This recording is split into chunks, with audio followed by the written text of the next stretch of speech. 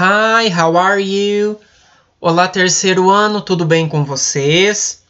Sejam bem-vindos a mais uma aula de língua inglesa. Na nossa aula de hoje, nós vamos dar sequência nos nossos estudos, iniciando o novo material. Nós vamos iniciar na nossa aula de hoje o volume 11. Acredito que vocês já até tenham iniciado em outras disciplinas, tá? Porém, nós vamos iniciar na aula de hoje, porque na aula anterior eu ainda havia concluído um conteúdo e corrigido alguns exercícios que restavam, ok? Então, na nossa aula de hoje, para nós darmos início a este material novo, nós vamos iniciar lá na page 5, lá na página 5 mesmo, tá? Nós vamos ir na sequência aqui. Não vou iniciar dessa vez com a gramática primeiramente, tá bom? Então, na aula de hoje, nós vamos começar ali na seção Connections, na page 5, realizando os seguintes exercícios que a gente tem ali. O exercício number 1, né? Ele diz o seguinte, ó. Match the following political systems with their corresponding definition. Né? Então, isso daqui já foi estudado nas aulas de outras disciplinas. Com certeza vocês já viram bastante disso em história, sociologia também apareceu um pouco, né? Então, nós temos aqui 3 sistemas políticos e nós temos que associá-los às definições que apareceram aqui. Então, olha lá, nós temos Republic, Constitutional Monarchy e Communist State. Então, a república, a monarquia constitucional e um estado comunista, certo? Então, vamos ver a primeira definição que ali aparece. A monarch shares power with a constitutionally organized government. Então, o monarca compartilha o poder com um governo organizado constitucionalmente. Segunda definição. Public ownership and communal control of the major means of production. Education, healthcare, and welfare are provided for the people. Então, olha o que diz ali. Propriedade pública e controle comunitário dos principais meios de produção.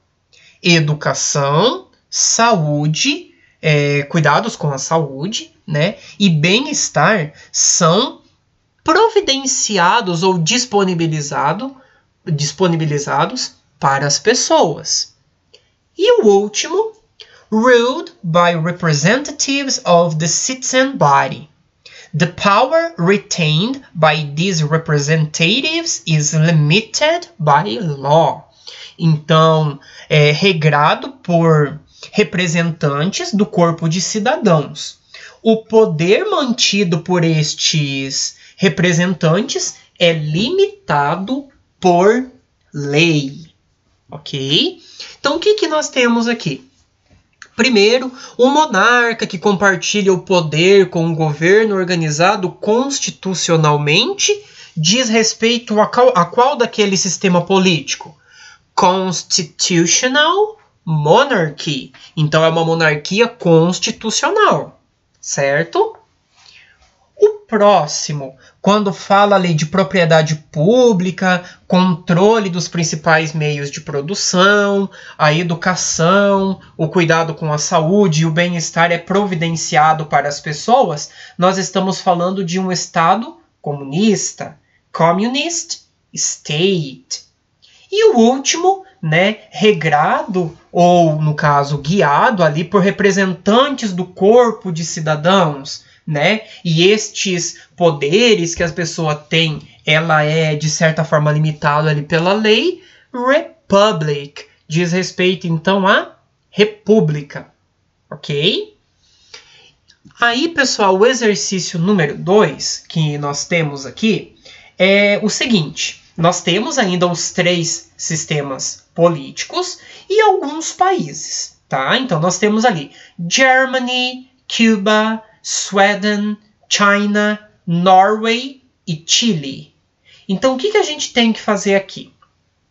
Primeiramente, vocês têm que associar, né, os sistemas políticos de acordo com cada um destes países, tá? Então, se vocês quiserem fazer uma pausa no vídeo, vocês podem pausar e analisar aí, pensar dentro do conhecimento das aulas de história que vocês tiveram, né, e acerca dos 3 sistemas políticos, vocês podem fazer esta associação, tá? Quais países ou qual país aí diz respeito ao sistema político como república, como uma monarquia constitucional, como um estado comunista, tá? Aí, depois que vocês realizarem, vocês podem voltar que a gente dá sequência na nossa aula. Certo, pessoal? Depois que vocês fizeram ali, então, o exercício número 2, nós vamos continuar agora, ainda na página 5, com o exercício 3. O exercício 3, ele vai trazer algumas informações que nós levaremos em consideração para a correção do exercício 2, tá? Então, o exercício 3, ele vai trazer aqui algumas informações para a gente checar aquilo que a gente associou lá em cima no exercício anterior. O áudio que corresponde a este exercício número 3, eu disponibilizei ele aqui para vocês, ó. Então vai ajudar na hora de nós corrigirmos o exercício lá em cima. Então é um diálogo entre Andrew e Lisa, tá? Como vocês estão vendo aí, e eles dizem o seguinte: So let's see the countries we have. Germany, Cuba, Sweden, China, Norway, and Chile. Do you know which type of government they have? Cuba is a communist state, but I'm not sure about the other ones.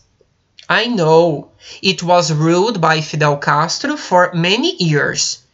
Isn't China a communist state too? That's what I'm debating in my head. People usually refer to China as a communist country, but it's by no means like it used to be a few decades ago. The government still owns some big enterprises, but the people can own their own houses and accumulate wealth, right? Right, well done. With Cuba and China then. What about the other countries? Well, if I'm not mistaken, most countries in South America, if not all, elect somebody to be their president. Yeah, like Brazil, for example. So I'd say Chile is a Republican country. And so is Germany. I remember hearing something about that. You sure? Yes, I watched this special on Germany last year and they talked about it. Well, if you say so, I'll take your word for it. So we're left with Sweden and Norway. They should be constitutional monarchies. All right, that wasn't so difficult. Bem, pessoal, então a partir deste texto, a gente consegue tirar então as informações necessárias para a gente verificar lá em cima. Vamos analisar o que o texto disse, ó. Então vamos ver estes países que nós temos: Alemanha, Cuba, Suécia, China, Noruega e Chile. Você sabe qual tipo de governo eles têm? Cuba é um estado comunista, mas eu não tenho certeza sobre os outros. Eu sei, ele foi, guiado, governado por Fidel Castro por muitos anos. A China não é um estado comunista também? É isso que eu estou pensando aqui na minha cabeça. As pessoas geralmente se referem à China como um país comunista, mas não é de forma alguma como costumava ser há algumas décadas atrás. O governo ainda possui algumas grandes empresas, mas as pessoas podem podem possuir, né, podem ter suas próprias casas e acumular riqueza, certo? Certo? Nós, né, encerramos Cuba e China, então. E os outros países? Aí ela diz lá do outro lado, ó, bem, se eu não estou enganada, a maioria dos países na América do Sul, se nem todos eles, elegem alguém para ser os seus presidentes. Sim, assim como no Brasil, por exemplo. Então, eu diria que o Chile é um país republicano. E a Alemanha também. Eu lembro de ter ouvido alguma coisa sobre isso. Você tem certeza? Sim, eu assisti a um especial na Alemanha no ano passado e eles falaram sobre isso. Bem, se você diz, vou acreditar nas suas palavras. Então, nos restou a Suécia e a Noruega. Elas devem ser monarquias constitucionais. Alright, certo? That wasn't so difficult, né? Certo? Não foi tão difícil. Então, a partir do diálogo deles, nós chegamos a essa conclusão, ó. Então, Germany, Republic. Chile, Republic. Sweden, Suécia, and Norway, Noruega, Constitutional Monarchy. E Cuba and China, Communist State. Certo, pessoal? Então, confiram aí se vocês assinalaram corretamente para deixar o exercício já corrigido, ok? Seguindo agora, nós vamos lá para page 6. Nós vamos para a página 6 para nós fazermos o exercício número 1, né? Look at some other political terms and answer the following questions. Então, olhe alguns outros termos políticos e responda as perguntas a seguir. Então, nós temos ali theocracy, anarchism, oligarchy, plutocracy e dictatorship. Então, teocracia, anarquismo, oligarquia, plutocracia e ditadura. Então, nós temos que associar as perguntas, né, as frases que a gente tem aqui embaixo. Ó. A. Which term means ruled by the rich?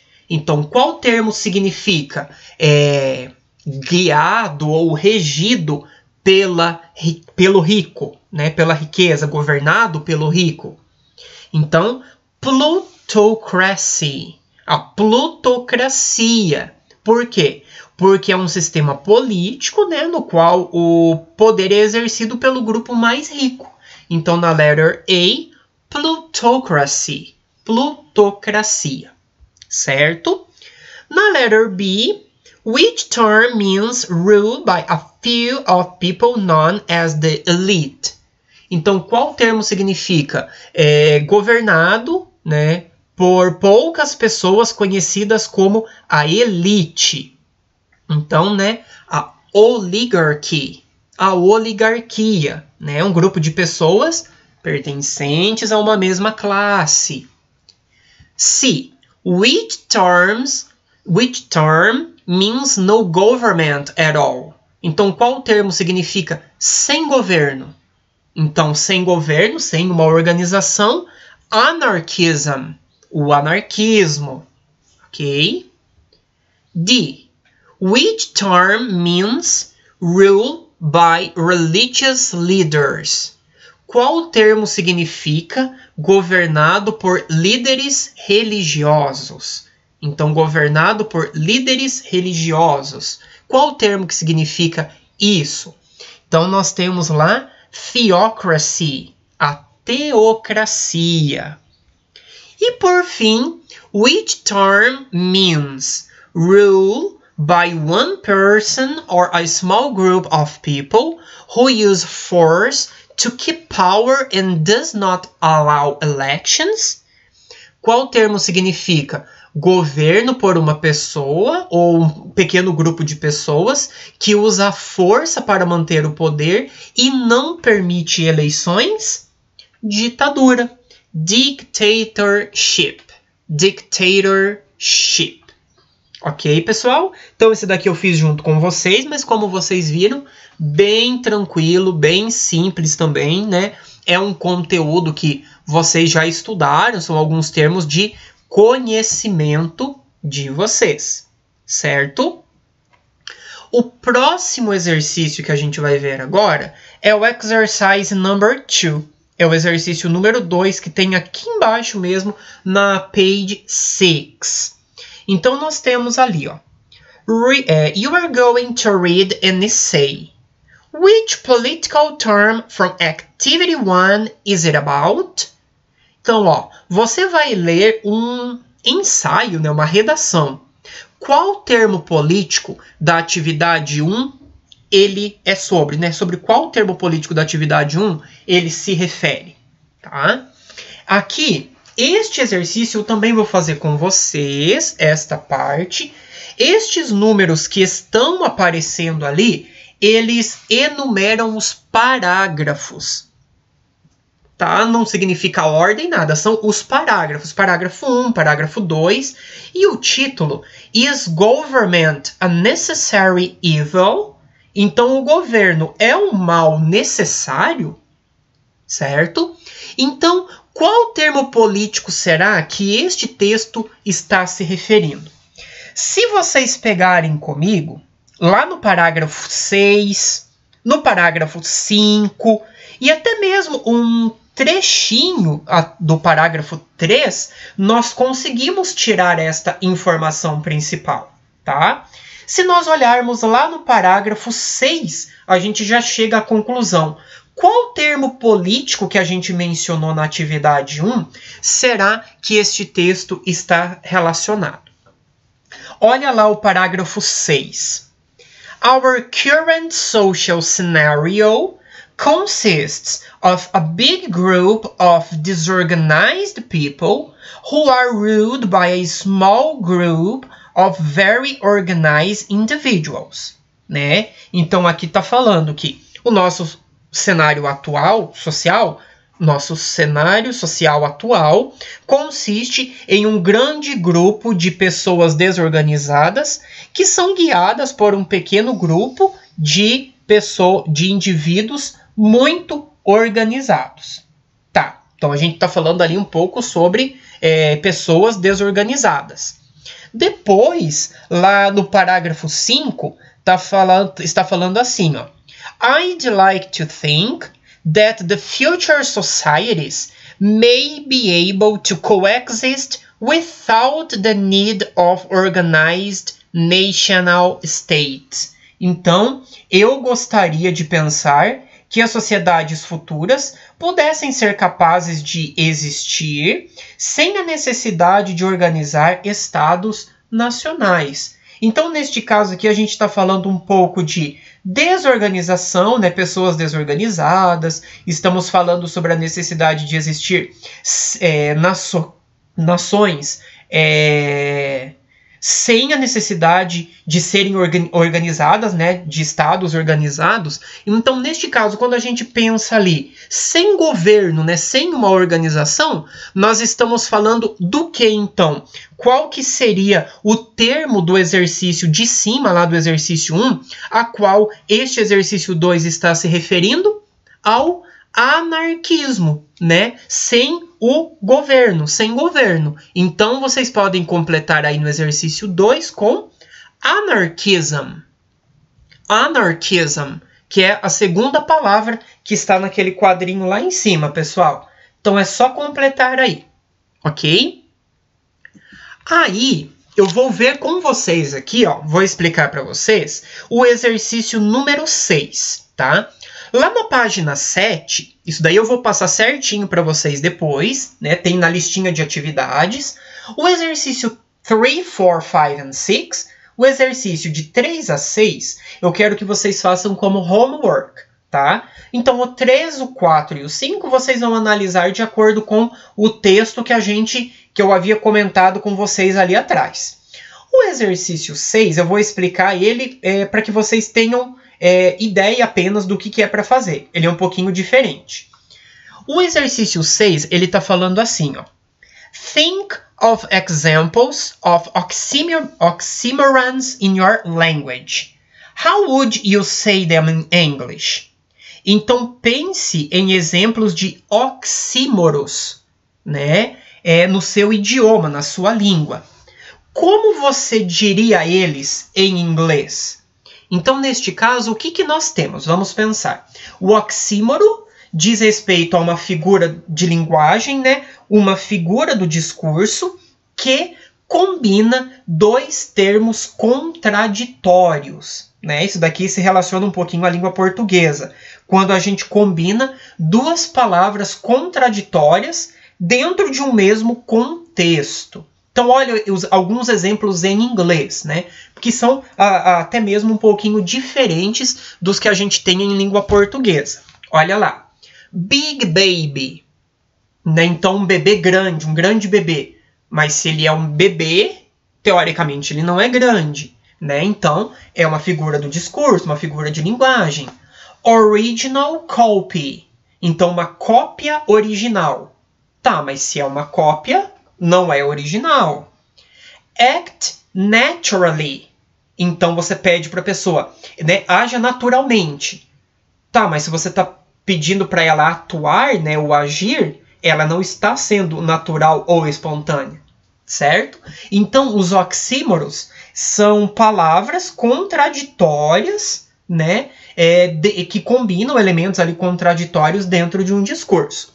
Então, aqui, o exercício pede para que vocês pensem em alguns exemplos que a gente tem dentro da língua portuguesa, tá? E que daí vocês coloquem ali, e se possível, colocar na frente a tradução.